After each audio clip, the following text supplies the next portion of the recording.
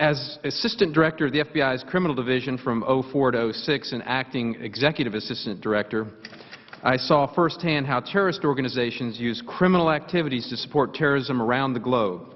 Hezbollah has been referred to as the A-Team because of their superior organization, paramilitary setup, and the state sponsorship of their overseers in the Iranian government. I'm here to talk to you today about one of the best examples of how Hezbollah operates in the United States.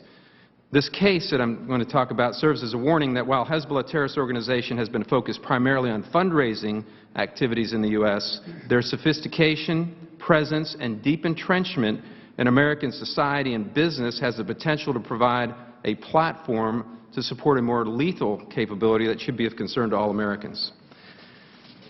This case, Operation Smokescreen, was initiated in 1998 and involved a wide-ranging multi-agency investigation of what was believed to be a Hezbollah cell consisting of a core group of 8 members from Lebanon who, along with a network of over a dozen associates, were determined to be involved in a series of criminal and terrorist-related activities.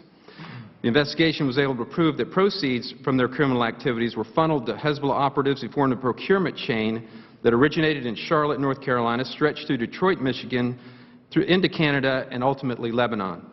The case involved the direct participation of one of the highest-ranking Hezbollah procurement officials at the time, Hassan Lakis, who is now an international fugitive from the Charlotte indictment.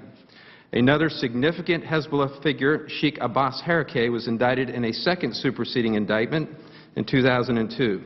Harakeh was a prominent Hezbollah military leader who was in direct contact with Charlotte cell leader Mohammed Hammoud over 50 times just prior to a cell member, Saeed Harb, traveling to Lebanon to deliver an envelope of money to Harakeh by way of Hammoud's mother.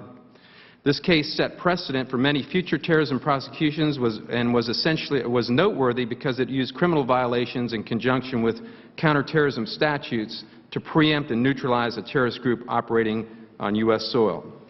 The initial indictment charged 25 defendants in a 77-count indictment. There were charges of cigarette smuggling, interstate transportation of stolen property, immigration fraud, credit card fraud, bank fraud, fraud by wire, mail fraud, conspiracy to provide material support to a terrorist organization, RICO, and money laundering. A total of 6 of the defendants were charged with providing material support to a terrorist organization. It was the first time we ever used RICO in a terrorist prosecution. This case is significant because of the breathtaking sophistication, scope, and organizational depth of this group, their military training, and ease in which they manipulated the U.S. financial system. During the investigation, and the indictment lays this out, in one count of that indictment, over 71 overt acts were alleging a conspiracy by 3 key members to provide material support, including financial services, false documentation, communications equipment, explosives, and physical assets to facilitate violent attacks by Hezbollah.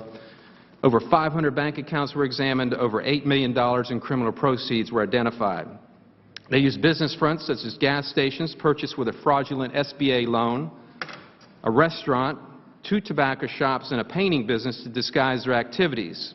A U.S. Embassy employee in Cyprus and corrupt immigration officials in Venezuela were bribed to obtain visas for cell members to enter the U.S. 7 individuals were indicted for engaging in fraudulent marriages with cell members in attempts to obtain legal status. Several of the members were subjected to multiple deportation orders but were able to avoid deportation by making false claims of asylum or through their fictitious marriages. Cell members manufactured false documents, driver's licenses, Social Security cards, and passports to support their multiple identities.